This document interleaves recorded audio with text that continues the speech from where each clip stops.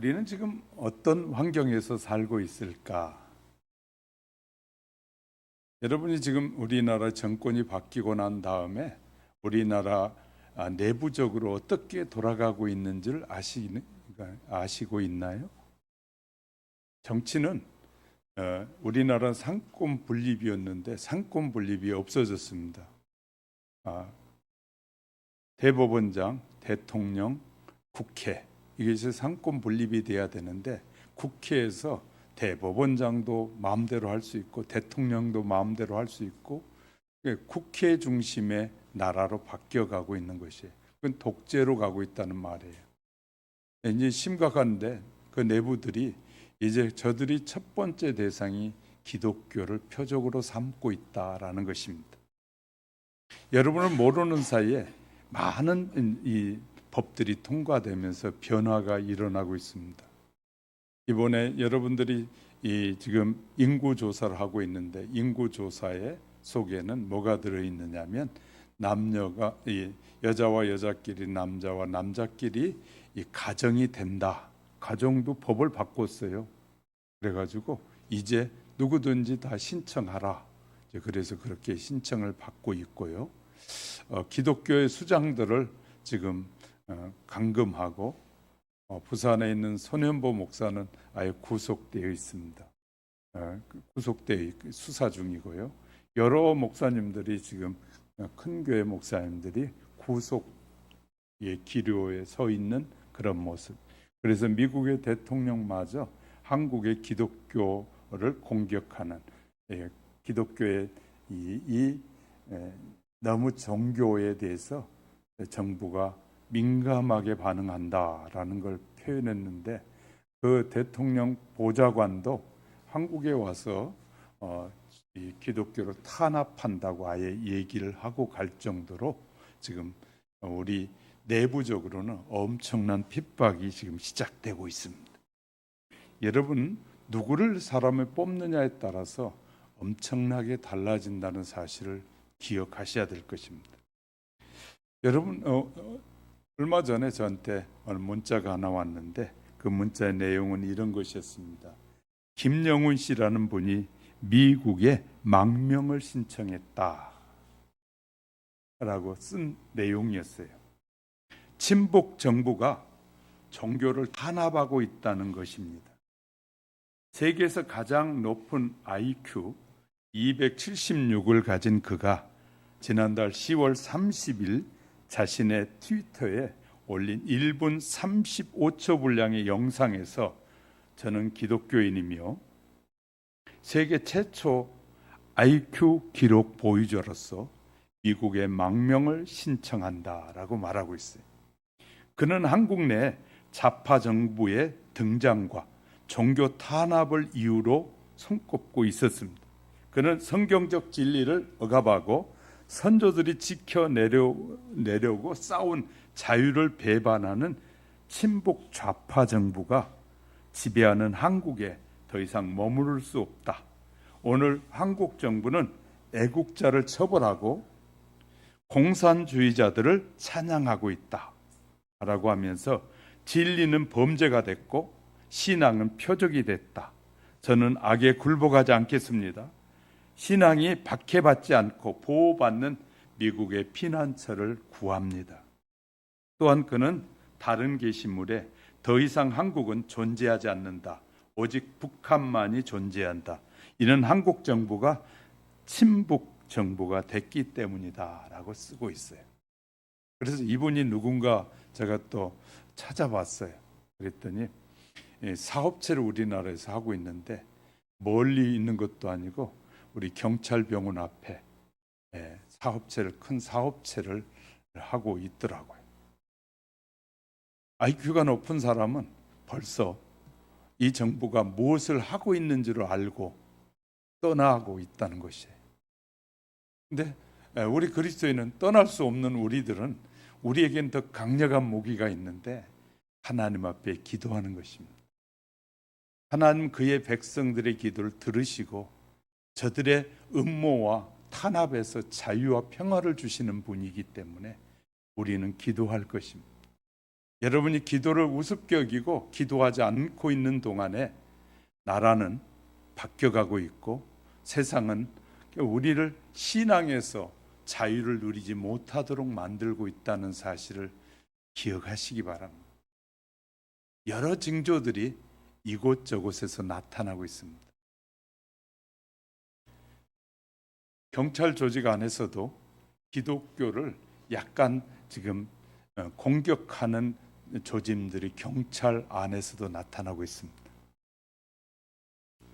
제가 이제 서울경찰청 소속 지도 목사니까 그쪽에서도 들려오는 소리들이 있어요. 그러니까 저들은 내부적으로 하나씩 이제 법을 바꿔가면서 이제 기독교를 어떻게 핍박할 것인가에 초점을 맞춰서 해가고 있다 그 말이에요. 그런데 저와 여러분의 믿음이 성장하지 않고 늘 그냥 있는 믿음 그대로 있으면 핍박이 시작될 때쯤 되면 다 신앙에서 멀어질 수밖에 없을 것입니다. 그래서 우리도 기독교도 우리도 준비를 해야겠구나. 그러려면 더 열심히 우리도 말씀을 공부해야지. 그렇지 않으면 우리의 신앙이 언제 무너질지 모르겠다라는 경각심을 갖게 되는 것입니다. 그래서 오늘 본문의 말씀에서 본문은 예수님을 따르는 제자의 도에 관한 가르침을 우리에게 말씀해 주고 있습니다. 즉 주님의 제자로 살아가려는 자에게 요구되는 것이 있는데 그것은 십자가를 지는 신앙생활을 해야 한다라고 말씀하고 있습니다. 이것은 참으로 어렵고 힘든 명령이요 요구가 아닐 수 없습니다. 그러나 참다운 주님의 제자는 그 본문을 다하기 위해서는 이 명령에 순종하는 길 외에는 다른 길이 없다고 생각됩니다. 또한 예수님께서는 당신의 자녀들이 이 영적으로 건강하고 성장하기를 기대하고 계십니다. 예수를 믿어 새 생명을 받기는 했으나 믿음이 정상적으로 발육하고 성장하지 못할 때 하나님이 보실 때나 또 교회를 다녀가는 지도자가 볼 때 심히 답답하고 안타까운 경우를 보게 됩니다. 그러므로 우리는 주 안에서 주님의 심령과 신앙이 대장부같이 튼튼하게 성장하기를 기대합니다. 오늘 제자의 삶을 살기 위해서 영적으로 성장하려면 먼저 몇 가지 조건이 있음을 말씀해 주고 있습니다.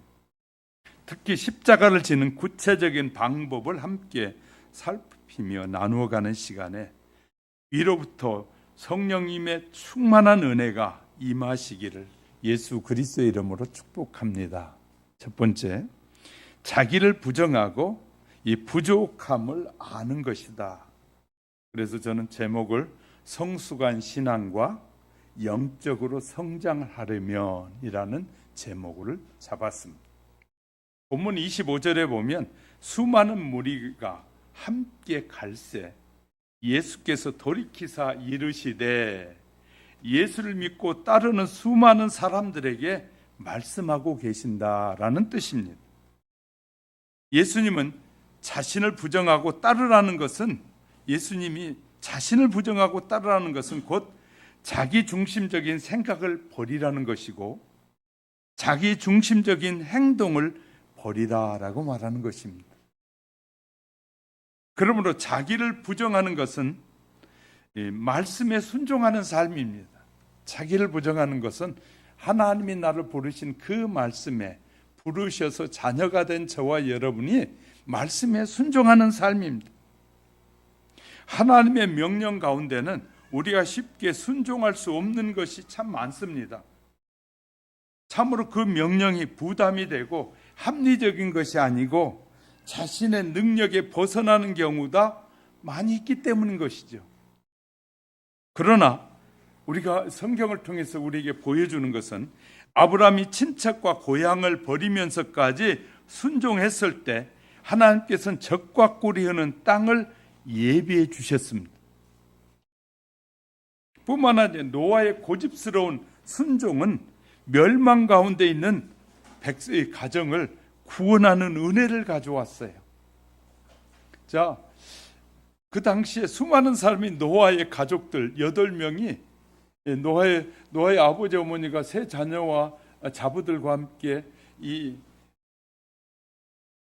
뭘 지었어요? 방주를 지었어요. 방주를 짓는데 몇 년 동안 지었어요? 120년 동안 방주를 지었어요. 120년 동안 방주를 짓는데 무던히 신앙이 없었더라면, 하나님을 신뢰하고 의지하는 믿음이 없었더라면 수도 없이 넘어질 수밖에 없어요. 120년 동안. 여러분 120살 된 분이 없잖아요. 노아는 120년 동안 하나님의 말씀을 듣고, 몇 년 후에 지었다는 건 모르겠는데 하여튼 하나님의 말씀을 듣고 이 방주를 짓기 시작했는데, 노아가 방주를 짓기 시작하는데 120년 동안 끊임없이 지었단 말이에요. 120년 방주가 다 지어지고 나니까 하나님이 노아에게 또 말씀하셨어요. 이 자연 만물들을 다 몰살시킬 수 없으니까 한 쌍들을 드리고 거룩한 건 세 쌍을 드려라. 그리고 그 동물들이 다 하나님께서 그 노아가 지어놓은 방주로 몰려왔어요. 그래서 문을 열고 들어가게만 하면 다 들어가는 거예요. 120년 동안 믿음이 흔들리지 않았다. 그럼 120년 동안 노아가 방주를 짓고 있을 때 수많은 사람들이 욕했어. 미친놈, 산에다가, 그것도 산 꼭대기에다가 방주를 지어? 미친놈이 아니고 사람들이 볼 때는, 세상 사람들이 볼 때는 미친놈들이요. 왜? 산 꼭대기에다 그것도 배를 짓고 있어? 그러면 물이 언제 저 산까지 차가지고 배가 뜬단 말이야? 말도 안 되는 얘기예요. 그러니까 우리가 그럴 때 세상 사람들로부터 멸시와 천대를 받을 수 있어요. 그것이 멸시와 천대가 그들뿐만 아니에요. 예수 우리가 처음 믿을 때 예수 안 믿는 사람들부터 얼마나 많은 멸시와 천대를 받았는지 몰라요. 예수 믿는 것이 쉬운 일이 아니에요. 왜? 세상 사람이 볼 때는 이 논리와 이론에 맞지 않는데 믿으라고 하니까. 그런데 믿었더니 내가 편안해졌어요. 안 믿는 사람들이 볼 때는 그걸 믿을 수 없다는 말이잖아요. 그러니 보통 일이 아닌 일이에요. 그런데 노아가 방주를 다 짓고 나니까 그렇게 비웃던 사람들이 이제 노아의 방주에 막 물이 차오르니까 막 소리 지르면서 노아에게 살려달라고 몸부림쳤는데, 사람을 살리고 죽이는 것은 사람이 하는 것이 아니라 하나님이 하시는 일이었어요. 노아의 방주의 문이 안으로 딱 닫히더니 열리지가 않는 것이었어요. 사람들이 아무리 몸부림쳐도 열리지 않아서 모두가 멸망을 경험해야만 했어요. 그때 노아의 가정은 믿음을 지킨 가정만이 살 수 있었다라고 우리에게 보여주고 있어요. 다시 말해서 우리가 지금 부당하고 부담스러운 명령이라고도 믿음으로 순종할 때 그것은 보이지 않는 미래의 축복을 심는 것이고 환난을 피하는 길이다. 할렐루야. 우리가 하나님의 말씀에 순종하는 것이 이 환난과 시련을 피하는 지름길이에요. 두 번째, 자기가 할 수 없음을 인정해야 되는 거예요. 자기가 할 수 없. 이 말은 우리가 아무것도 할 수 없다는 고백이란 뜻이 아니라 단지 내가 자기중심적 생각과 방법, 행동에는 그 한계가 있다라는 걸 인정하는 거예요. 첫 조상 아담이 타락의 원인이 내가 할 수 있다, 내가 하나님처럼 될 수 있다라는 생각이 원인이었습니다. 그러므로 우리를 자신을 부정하는 길은 내가 할 수 없다는 사고를 버리고 주님만이 하실 수 있다라는 겸손한 자세를 갖는 일이다. 할렐루야. 주님이 하시면 됩니다.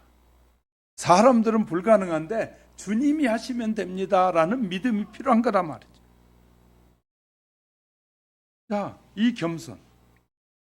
또 하나는 자신의 부족을 느끼는 것입니다. 신앙생활에서 자신의 부족을 느끼고 깨닫고 예수 그리스도 안에서 풍성함을 깨닫는다면, 그리스도 안에만이 평안이 있고 그리스도 안에만이 참 위로가 있고 기쁨이 있다는 걸 깨닫는다면 그는 참으로 훌륭한 신자고 영적으로 잘 성장할 수 있게 될 것입니다. 이런 사람이 또한 하나님의 은혜와 축복을 받을 수 있습니다. 성도들의 모든 실패가 자기 자신의 부족과 결점을 깨닫지 못한 데서 원인이 있다는 거예요. 내가 이만큼 믿었으면 됐지, 내가 이만큼 헌신했으면 됐지, 이만큼이라는 자기 생각의 신앙이 우리를 무너뜨릴 때가 참 많다는 사실을 기억하셔야 할 것입니다. 성도들의 인생에 풍성함이 있기를 소원한다면 자신의 부족과 결핍을 발견해야만 합니다. 즉 자신을 늘 비우어야 그리스도가 주시는 그 풍성함과 충만함을 경험할 수 있게 된다는 것입니다.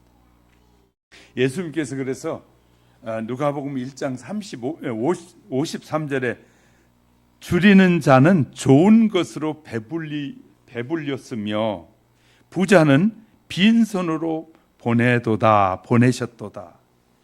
말씀을 깊이 묵상했던 사람들 중에 시편 기자가 시편 107편 9절에 그가 사모하는 영혼에게 만족을 주시며 줄인 영혼에게 좋은 것으로 채워주심이라 라고 말하고 있습니다. 하나님께서는 은혜에 굶주린 자만을 위해서 있는 분이에요. 하나님은 은혜를 굶주린 자에게 풍성하게 주고 싶어하는 사람, 자신의 결핍과 부족함을 느끼지 못하는 자는 그리스도의 풍성함을 누릴 수가 없고 영적으로 성장할 수도 없습니다.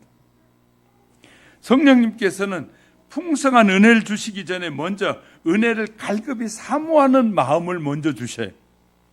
자신의 부족과 결핍을 깨닫게 해주시는 분이다 그 말이에요. 별 보세요.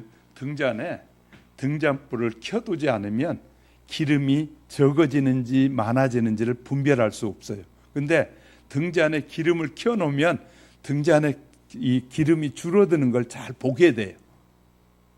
그런 것처럼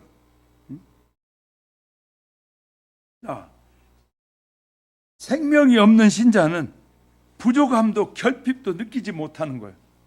내가 이만큼 살면 됐지, 그건 잘못하는 거예요.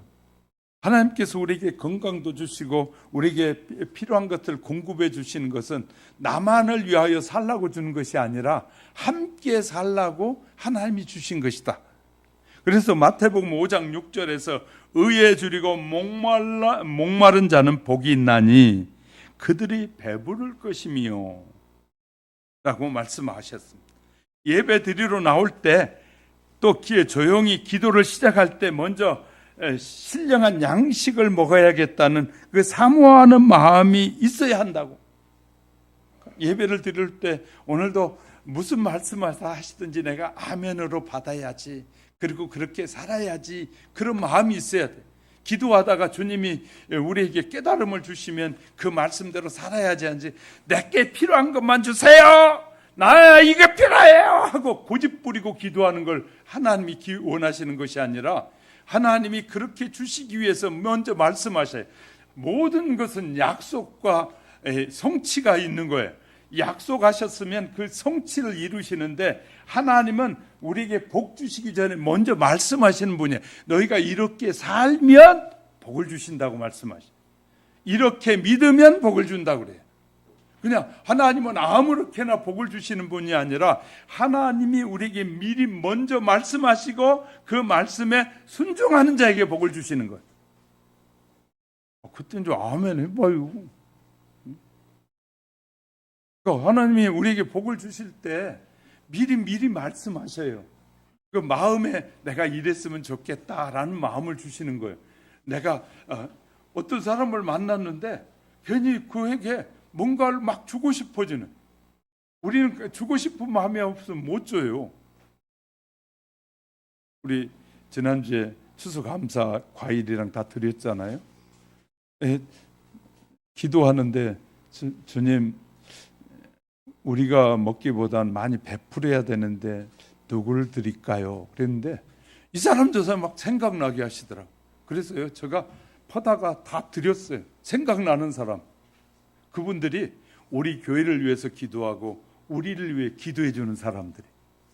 그래서 싸다가 다 드리면서 우리 추수감사 때 드린 과일이고 예물인데 우리를 위해서 더 많이 기도해 주세요 하고 다 행복해하면서 목사님 기도하고 있어요 하고 또 기도해 주는 거예요. 생각하지 못한 사람들을 성령이 깨닫게 하시는 거예요. 그래서 저는 그 생각난 사람 기억나는 대로 다 실천했어요. 좋은 것 드렸잖아요.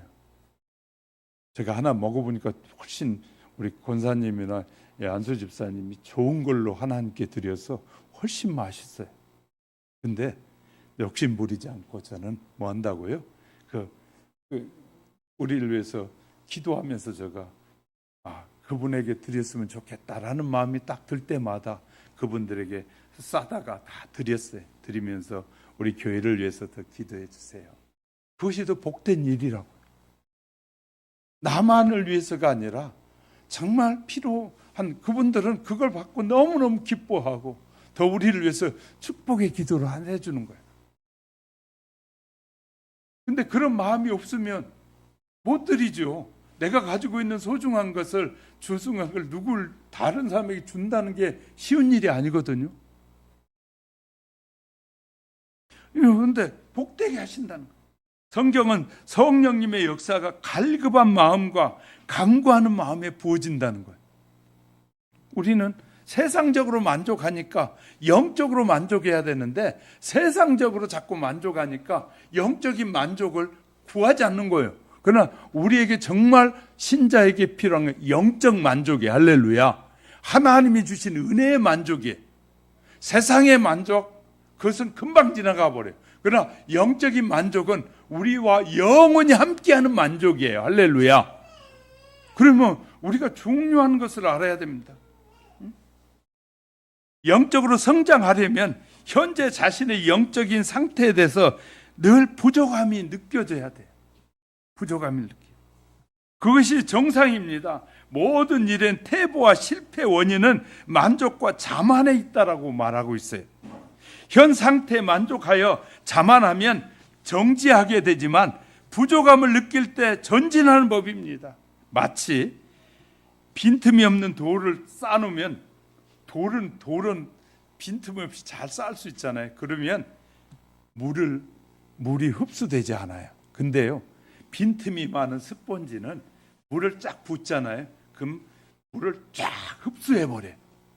무슨 말인지 이해가 되셨어요? 돌은 물을 흡수하잖아요. 아주 단단해. 돌로 쌓아놓으면 단단하고 튼튼하기는 해. 근데 물은 흡수하지 않아요. 근데 우리가 보기에도 밟으면 푹 들어가 버리는 스펀지는요, 물이 쫙 뿌려지잖아요. 그러면 스펀지가 쫙 빨아들여 가지고 충만해져 버려요.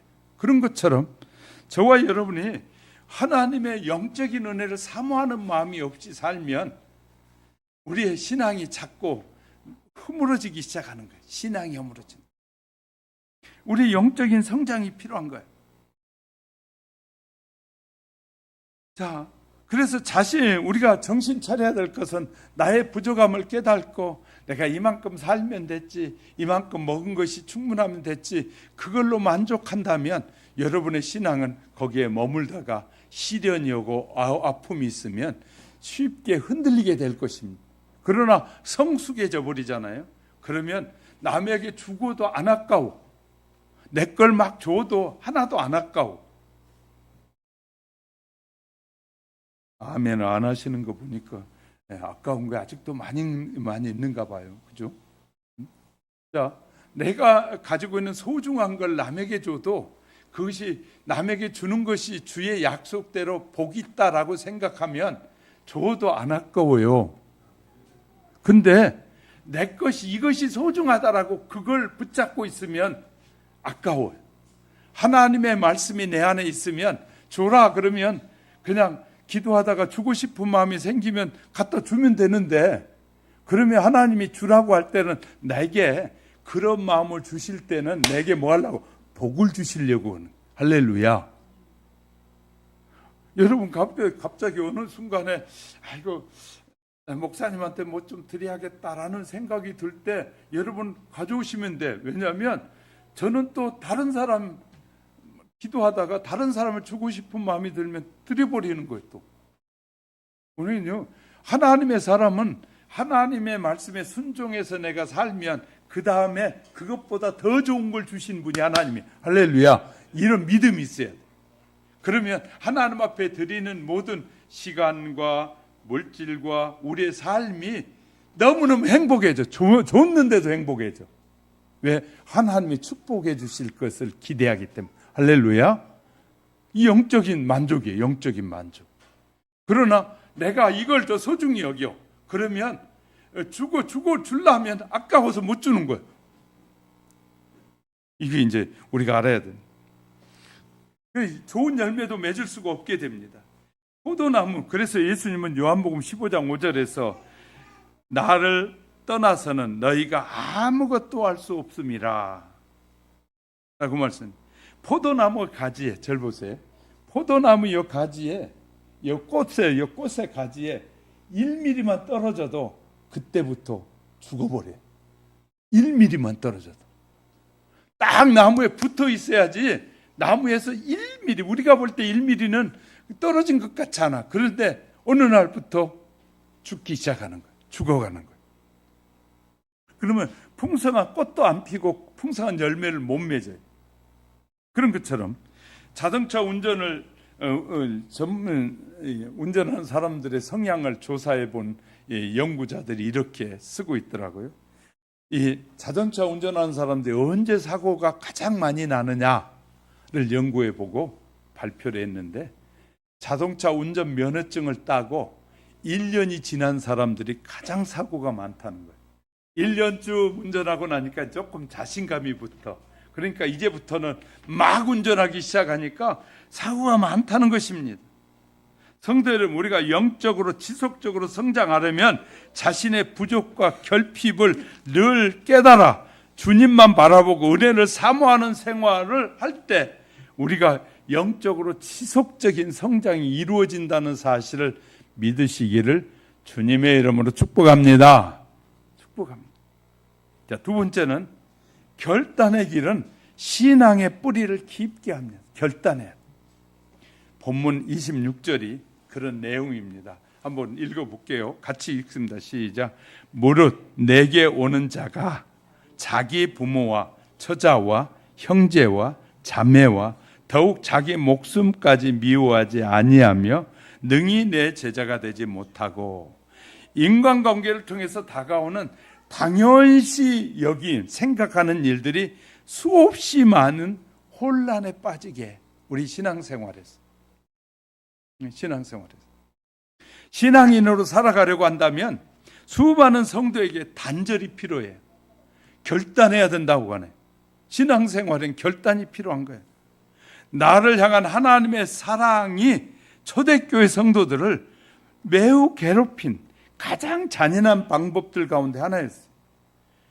십자가의 사랑을 실천해야 되는 것이, 십자가의 그 도를 따르는 것이 우리에겐 가장 어려운 일 중에 하나예요.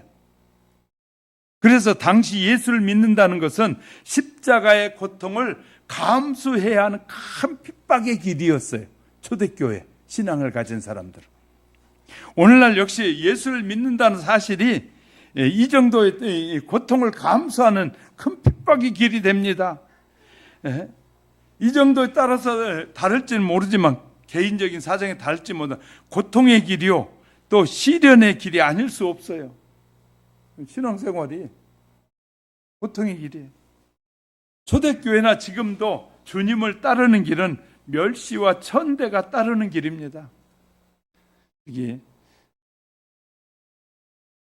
영적인 걸 알지 못하는 세상의 교수들은요, 예수 믿는 사람들을 우습게 말해. 막 교회 간다 그러면 막 별소리를 다 하는 그런 부모들도 있고, 지금도 아직도 이렇게 세대가 깨었음에도 불구하고 유교에 깊이 빠지고 불교에 깊이 빠지고 이 천주교에 깊이 빠진 사람들은 참된 신앙보다는 그것이 최고라고 말해요. 얼마나 어리석은 길을 가는지도 모르고 사는 사람들이 너무나 많은 거예요. 초대교회나 그래서 아직도 멸시가, 그러니까 웃기는 건요. 절 보세요. 얼마나 웃기냐면 저기 무주에 우리나라 태권도의 이 도장, 큰 도장과 함께 그 크게 이 태권도, 우리나라 기독교 이제 태권도를 세계에 알리기 위해서 거기를 만들어 놨어요. 그 안에 들어가면 제가 가보니까 우리 아동센터를 통해 가봤더니 교회는 없는데 무슬림의 기도회 장소는 있는 거예요. 무슬림들이 우리 여기 와서 기도해야 되는데 기도처 없다고 막 계속 압박을 넣는 거예요. 그러니까 교회도 없고 이 절도 없는데 그 안에는 무슬림을 위한 기도처를 마련해 놨더라고. 웃기는 거예요. 지금 독일하고 터키가 서로 앙숙이에요. 그 이유가, 옛날에는 친했는데 앙숙이 된 이유가 뭐냐면, 독일은 기독교를 받아들인 기독교 나라잖아요. 근데 터키는 마호멧을 믿는 나라란 말이에요. 근데 터키에 있는 사람들이 오면 종교의 자료를 줘서 마음껏 자기들이 믿는 모하멧을 믿으라고 하는데, 독일의 사람들이 터키에 가면 예배 처소를 안 만들어주는 거예요. 그 사람들은요, 완전히 웃기는 놈들이에요. 이 서로 동등해야 되는데 자기들의 나라에 와서는 예배드린 꼴을 못 보는 거예요. 그리고 남의 나라에 가서는 자기들 예배드리게 해주라는 거예요. 무슬림 그래요. 그 말도 안 되는 거예요. 서로 호환이 돼야 되잖아요. 당신들에게 허락해 줬으면 이 나라에서 허락해 줘야 되는데 허락을 안 해줘. 그래서 앙숙이에요 지금. 그러니까 그런 걸 통해서 핍박하는 거예요.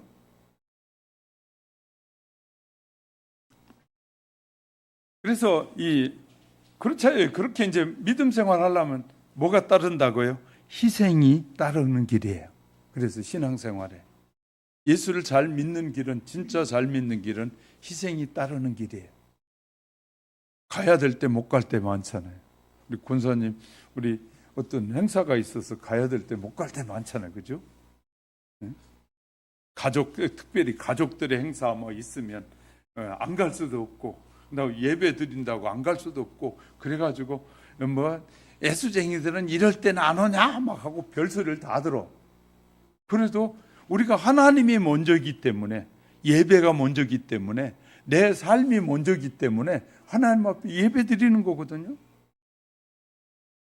우리가 영적으로 성장하려면 신앙의 뿌리를 깊이 내려야 한다고 말씀하는 거예요. 신앙의 뿌리를 깊이 내려야. 신앙의 뿌리가 깊어야 영적으로 성장할 수 있습니다. 나무에서 잎사귀는 보이는 생명. 잘 보세요. 이 나무에서 잎사귀는 보이는 생명이라면 뿌리는 뭐냐? 보이지 않는 생명. 뿌리가 없으면 잎사귀가 죽어요. 다 보이지 않는 생명이에요, 뿌리는. 근데 우리는 잎사귀만 보면 예쁘다 그러잖아요. 뿌리에 감사하지는 않아. 잎사귀를 보면서 야 예쁘고 꽃은 예쁘게 피었네. 그런데 뿌리가 있어서 이렇게 예쁘게 피었다는 걸 모르는 거예요, 많은 사람들이. 이해가 되셨어요? 실은 꽃이 이쁠 때는 그 꽃을 피게 하는 뿌리도 다 예쁘다고 말할 줄 알아야 되거든요. 이해가 되셨어요? 근데 우리는 그냥 꽃만 보고 예쁘다 그러지, 잎사귀만 보고 참 이쁘다 그러지, 뿌리가 있었기 때문에, 그러니까 보이지 않는 부분이 있는데 기독교는 그 보이지 않는 부분에 해당된다고 말씀드리고 싶어요.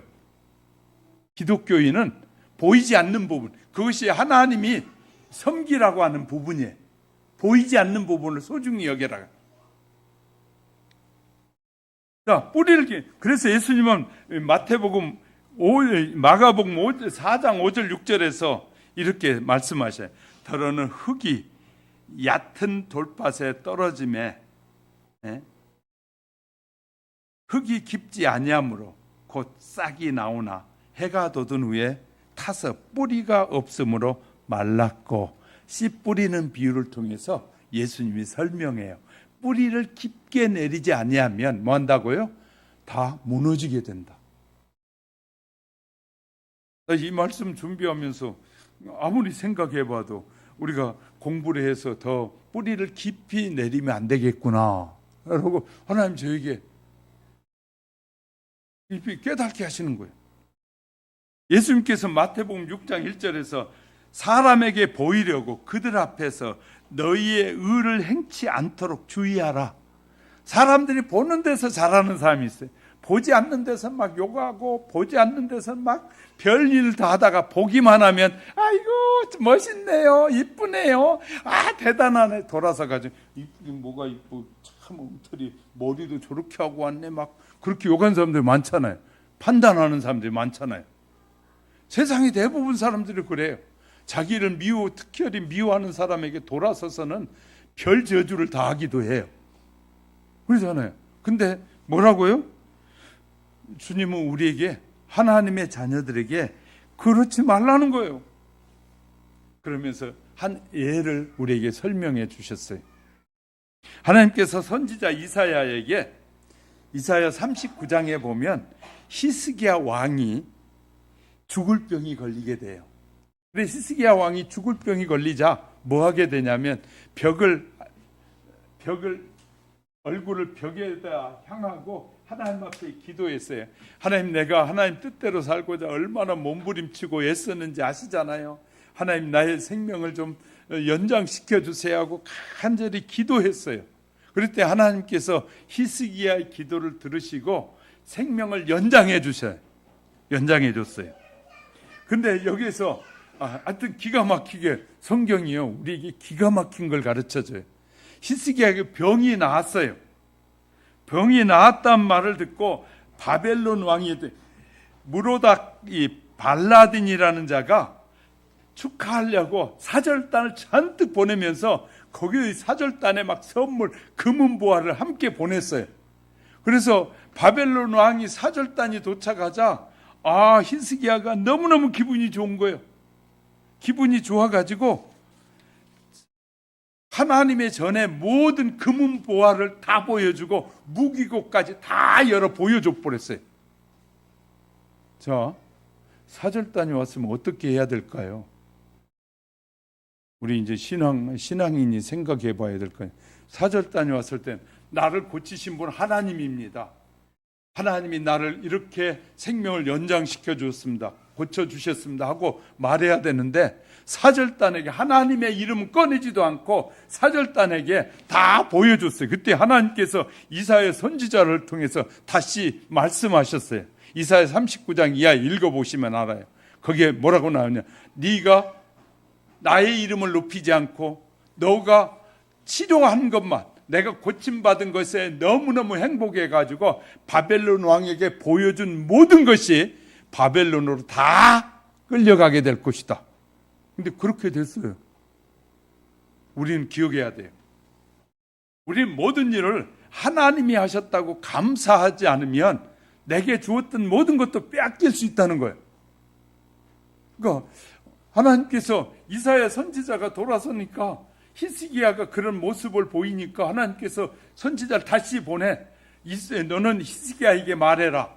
내가 지금 그래 보여주는 것을 네가 스스로가 병이 나는 것이 아니라 내가 고쳐줬는데 너는 그것을 깨닫지 못하고 바벨론 왕에게 너희의 천국까지, 무기고까지 다 보여줬는데 그것이 다 빼앗겨 가리라고 말해라. 하나님은 우리에게 하나님께 영광을 돌리지 않는 자는 하나님께서 다 빼앗아 가셔요. 우리가 이제 성경을 제대로 알면 하나님이 어떤 분이신가를 제대로 아는 것이 필요한 거예요. 사랑하는 성도 여러분, 우리가 영적으로 성숙한 것이 너무 필요하죠. 성수가 이것은 무슨 말이냐?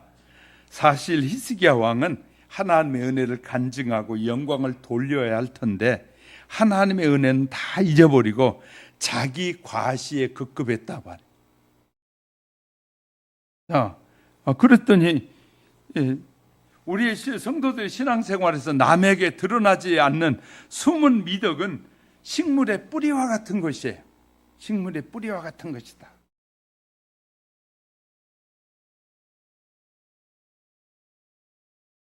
우리 조금 말해도 되지만 우리 조 집사님 경우는 뭘 하나님 앞에 드리고 뭐 하는 거 자랑하는 게 별로 없으신 것. 하나님께서 복을 주시리라는 믿음이 조 목사님에게 있는 것 같아요. 우리 임영군 권사님에게도 있는 것 같아요. 이렇게 실은 우리 교회에서 뭐 하는 거 가장 많이 하신 분이 두 분이잖아요. 근데 자랑하고 그러지 않아요. 근데 그건 어머니로부터 좋은 믿음을 부여받은 걸로 믿어집니다. 좋은 믿음을 가지고. 좋은 믿음은 하고도 했다고 하고 말을 자랑하지 않는 거예요. 좋은 믿음을 가집니다. 자, 예전에 어떤 할아버지가 3대 독자인 손자를 바라보면서 이렇게 말했어요. 그놈 젓가락 같으면 좋겠다. 빨리 크도록 쭉쭉 늘어놓게 해. 할아버지도 옛날에 할아버지도 그랬거든요. 귀여운 손자가 빨리빨리 자랐으면 좋겠다는 뜻이에요. 또한 거리에서 어떤 아이를 보니까 나이는 청소년 정도 되는데 이 아이가 자라지 않고 몸은 삐쩍 말고 머리가 큰 거예요. 그러니까 머리가 무거우니까 가다가 자꾸 벽을 의지하는 거예요. 우리가 가분수로 잘못 자라게 돼도 문제예요. 그러니까 잘못 자라면 늘 문제가 돼. 건강하게 자라야 돼. 성도에게 육체적으로 성장하는 것 못지않게 중요한 일이 있는데 바로 영적으로 건강해야 돼. 할렐루야. 영적으로 건강하게 성장하는 것이 중요한 거예요. 신앙생활에. 그래야만이 밸런스가 맞는 거예요. 자, 영적인 거 보이지 않는다고 말씀드렸어요. 보이는 부분과 보이지 않는 부분이 있는데 영적은 보이지 않는 부분에 해당해요. 그러니까 이것까지도 우리가 밸런스를 잡는 신앙이, 그런 신앙인은 환란이 오고 바람이 불고 폭풍이 쳐도 흔들리지 않는 것이 할렐루야. 뿌리를 깊게 내리고 있기 때문에. 그런 저와 여러분으로 그래서 늘 감사와 찬양이 넘치는 신앙인으로 성장돼 가시기를 주님의 이름으로 축복합니다. 세 번째는요, 제자의 신앙은 십자가가 우선인 길이에요. 십자가가 우선. 그래서 27절에 보세요. 누구든지 자기 십자가를 지고 나를 따르지 않는 자도 능히 내 제자가 되지 못하리라. 성도들에게 있어서 십자가는 모든 일에 우선이 되어야 한다는 뜻입니다. 십자가 앞에서 내가 있고, 내가 먼저고, 가족이 먼저고, 친척이 먼저고, 명예가 먼저고, 재물이 먼저고, 사랑하는 것들이 있다면 주님의 가르침이 올바른 가르침을 받지 못하는 것이에요. 우리는요, 그 무엇보다도 하나님이 우선이에요. 우선순위가 바뀌어 있다면 진실한 의미에서 십자가를 지는 길이 아니에요. 그것은 십자가보다 이것들을 더 사랑하고 아낄 수 있기 때문에. 제가 여러분에게 주일날도 일하면 돈이 된다는 거 알아요. 주일날 어떤 직종은 주일날이 더 훨씬 더 손님이 많이 와요. 이랜드 청소년 아동복을 만드는데 부모님들이 어느 때 많이 사러 오냐면요, 주일날 애들 손잡고, 중고등학생 손잡고 옷을 사러 오는데 이랜드 기엘 모든 회사는 주일날 다 문을 닫아요. 그러면 망해야 돼. 근데 이랜드가 망하질 않아요. 왜? 토요일날 다른 날 사러 와버려. 주일날 문을 닫으니까. 놀랍죠? 우리 주일날 문 닫으면 안 될 것 같잖아요. 근데 다른 날 그 상품이 좋으니까 다른 날 오게 되는 거예요. 그러니까 하나님 앞에 상품 하나하나 만들면서도 하나님께서 지혜를 주세요. 사람들의 마음을 움직일 만한 상품이 만들어지도록 하나님께서 함께 해주세요. 이렇게 준비하면서 그렇게 기도하면서 하니까 하나님께서 사람들이 생각하지 못한, 일반 사람이 생각하지 못한 지혜를 주시는 거예요. 그러니까 그렇게 만들어 놓으니까 사람들이 그것만 보면 좋아. 그런데 다른 집에는 없잖아. 그러니까 기다리는 거야. 주일날 쉬네? 엄마, 그럼 토요일날 가! 하고 막 토요일날 끌고 가서 토요일날에 매출이 2배씩 올라간다. 우리는 안 될 거라고 생각하는데 하나님을 의지하면 하나님이 되게 하신 하나님이. 자, 십자가를 지는 길이 친족보다 십자가의 길을 더 사랑해야 돼. 친족보다. 본문이 말하는 의미를 살펴보면 이들은 미워해야 한다는 이유는 이삭이 아들이었던 야곱이 레아보다 라헬을 더 사랑했다라고 창세기 29장 30절에 말하고 있어요. 이들을 사랑하되 덜 사랑하라는 건 의미예요. 그러니까 하나님보다 덜 사랑하라는 거예요. 이해가 되셨어요? 하나님보다 더 사랑하는 건 부모든 자식이든 어떤 것이든 돈이든 명예든 하나님보다 더 사랑하면 안 된다는 거예요. 그러니까 하나님 다음으로 사랑하라는 거예요. 자, 부모나 이 친족에게 대한 의무를 버리라는 뜻이 아니란 말이에요. 부모에게도 잘해야 되죠. 또 형제에게도 잘하고 이웃에게도 잘해야죠. 근데 그것이 첫째가 되면 안 된다는 거예요. 근데 많은 사람들이 그것을 첫째에다 두는 경우가 많단 말이죠. 사람이 소중하게 여기는 명예나 재물을 귀하게 아끼는 모든 것보다 십자가를 더 아끼고 사랑해야 한다는 말이에요. 하나님이 우리에게 말씀하신 그 말씀에 더 순종해야 된다는 거예요. 십자가보다 세상을 덜 사랑하려면 날마다 뭐 해야 되냐면 하나님과 교제가 이루어져야 돼. 하나님의 말씀을 잊어버리면 갑자기 이거 더 해야지 그런 말을 하게 돼요.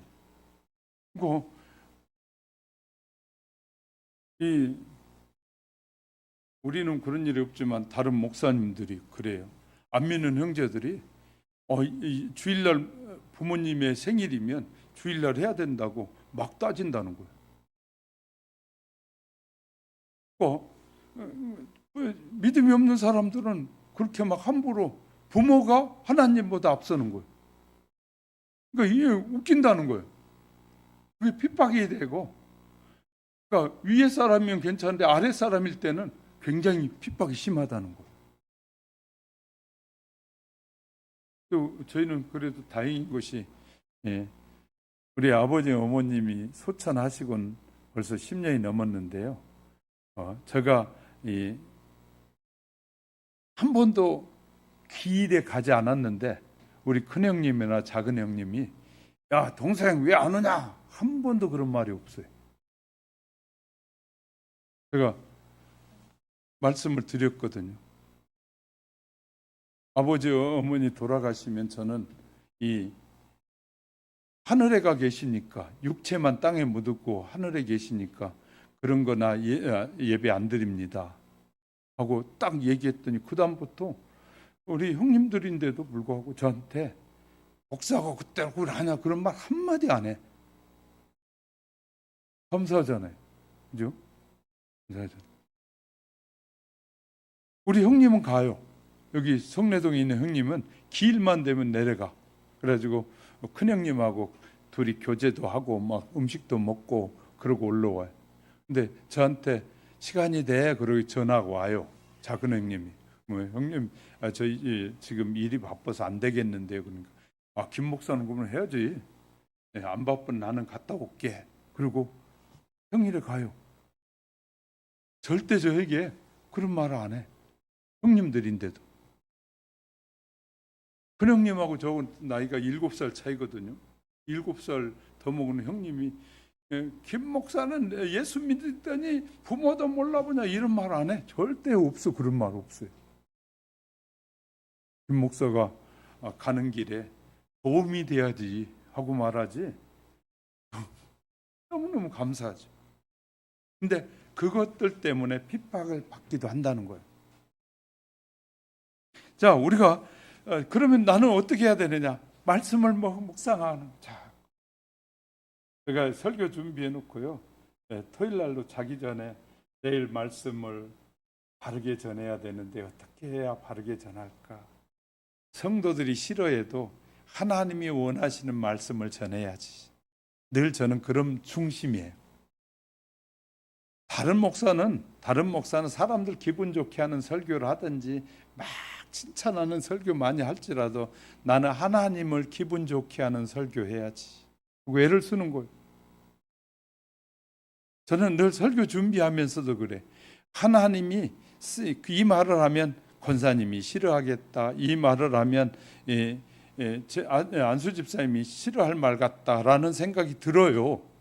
이렇게 설교를 작성하다 보면 저는 원고를 다 타이핑하기 때문에 하다 보면 이런 말은 누가 싫어하겠다, 사업하는 사람은 싫어하겠다, 정치인이 싫어하겠다, 다 이런 분별이 돼요. 그래도 하나님이 원하시는 일이라면 저는 사람 편이 아니라 하나님의 종이잖아요. 아멘 안 하는 거 보니까 나 하나님의 종으로 인정을 안 하시나 보네. 저는 하나님의 종이니까 하나님이 기뻐하는 말만 해야겠다라고 자꾸 다짐을 하는 거예요. 그래도 아멘 안 하시네. 저를 부르신 분이 하나님이잖아요. 그러니까 저는 어떻게 하든지 하나님이 기뻐하는 말을 해야겠다라고 해요. 그러면 사람들이 듣기는 싫은 소리를 많이 듣게 돼요. 왜? 하나님의 뜻대로 안 사니까. 하나님의 뜻대로 사는 사람은 들으면 좋은데 하나님의 뜻대로 안 사는 사람은 싫어. 왜 자꾸 하나님을 강조하고 예수님을 강조하고 성령님을 강조하고 그러니까 싫잖아요. 근데 하나님을 자꾸 알려고 하는 사람은 하나님이 얘기해주고 성령님이 예수님이 얘기해주는 게 그렇게 좋은 거예요. 할렐루야. 우리가 이제 이런 분별력이 있어야 되거든요. 그래서 우리는 하나님을 사랑하려면 자꾸 기도해야 되고요. 말씀을 봐야 되고요. 좋은 늘 긍정적인 생각을 하고 사셔야 돼요. 인간에게 재앙처럼 여기는 병 가운데 몸이 굳어져가는 병이 있어요. 간이 굳어지고요. 혈관이 굳어지고 이 사지가 굳어지는 병은 아주 무서운 병입니다. 위험할 뿐만 아니라 잘못하면 죽습니다. 우리의 영혼도 굳어지거나 강팍해지면 그 영혼도 크게 병든 것이에요. 그래서 신진대사가 안 되고 성장하지도 못합니다. 그러면 날마다 새로워져야 되는데 새로워지질 못하는 거예요. 십자가의 사랑을 실천하려면 자기를 비워야 해. 내 생각을 자꾸 버려야 돼. 세상의 생각을 자꾸 버려야 돼.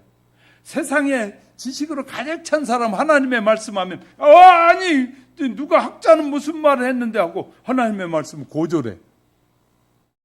그러니까 하나님보다 학자 말을 더 믿기 때문에 그 말에 세상 사람들의 다 말을 믿는 사람은 하나님이 이렇게 말씀하셨습니다 그러면 그래. 그런 사람들이 하나님을 알고 믿게 되잖아요. 얼마나 잘 믿는지 몰라요. 그런 사람들이 또 왜? 하나님을 몰랐을 때 부정하는 거예요. 그러니까 우린 얘기해 보면 금방 알죠. 절 보세요. 자, 얼굴 드시고 절 보세요. 자, 예수 그리스도를 나의 구주로 모시면 10%만 내 안에 예수님이 계신다면 자꾸 성장하면 어떻게 될까요? 10%가 20%가 되고 20%가 30%가 되고 30%가 40%가 예수님으로 채워지면 그 사람은 누구의 말을 할까요? 여러분의 마음속에 예수님이 가득하면 누구 말을 가장 많이 할까요? 예수님의 얘기를. 그러니까 딱 만나서 얘기해 보면 얘기가 막 세상 거 돈에 대한 얘기를 많이 하는 사람은 돈이 우선이에요. 세상에 만나면 어떤 사람은 그 명예를 못 얻어서 집을 팔아서라도 명예를 얻으려고 요 동네 원초 옛날에 살았던 사람은 부자가 많거든요. 근데 이 건물 주인 외에 대부분이 다 팔아서 땅 팔고 정치에 나갔다가 돈 다 잃었고 사업한다고 돈 다 잃어놓고 그래가지고 거지가 된 사람이 대부분이야. 이 송파에 원래 살던 사람들이 부자가 였잖아요. 이걸 토지 보상해 줄 때 수십억씩 그때 해줬거든요. 78년, 80년도에 여기 개발하기 시작했거든요. 송파가 80년도에 개발을 시작할 때 막 이 동네 전체가 막 가수원이고 막 이런 그런 것이었어요. 전부 다 가수원이. 그때 저는 여기 돌아다니면서 가수원 길 돌아다니고 그랬었거든요. 그래서 여긴 너무 잘 알아요.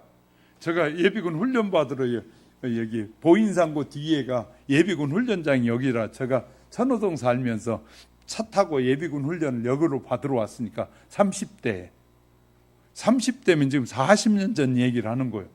그때 저는 여기 예비군 훈련 받으러 왔던 데거든요. 그때 도로가 좁은 도로에 차 타고 그냥 그렇게 와서 그러니까 막 과수원이고 뭐 전부 다 있었거든요. 그때 사람들이 부자였어요. 근데 그 돈이 들어오니까 이제 명예를 얻고 싶은 거예요. 그래서 정치 바람이 불었어요. 여기저기서 사장님 하니까 좋아. 그러니까 건물 파는 돈 가지고 막 사장한다고 사업하다가 쫄딱쫄딱 다 망해버렸어요. 우리가 아셔야 돼요. 그런 사람은 돈 얘기만 해. 그러니까 사람을 만나보면 무슨 얘기를 많이 하느냐에 따라서 그 사람의 마음의 중심이 그거에 들어있는 거예요. 그러니까 우리는 잘 알 수 있어요. 근데 예수로 가득 찬 사람, 저 만나면 늘 예수 얘기밖에 할 게 없어요. 그러니까 여러분의 마음속에 뭐가 채워져야 된다고? 예수님이 가득 채워져야 돼. 그러니까 세상을 비워내지 않으면 자꾸 예수님으로 채워지지가 않는 거예요. 자, 저를 보세요. 모든 사람에게는 그 지식의 한계가 있어요. 그릇이 있단 말이에요.